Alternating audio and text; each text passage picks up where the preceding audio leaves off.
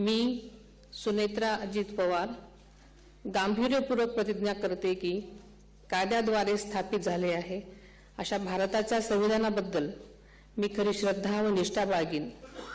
मी भारताची सार्वभौमता व एकात्मता उन्नत राखीन। मी महाराष्ट्र राज्याची उपमुख्यमंत्री म्हणून माझी कामे निष्ठापूर्वक व ससद्विवेक बुद्धीने पार पाडेन आणि संविधान व कायदा यानुसार सर्व तऱ्हेच्या लोकांना मी गांभीर्यपणे व निपक्षपातीपणे तसेच कोणाच्याही विषयी ममत्वभाव किंवा आकस न बाळगता न्याय वागणूक देईन।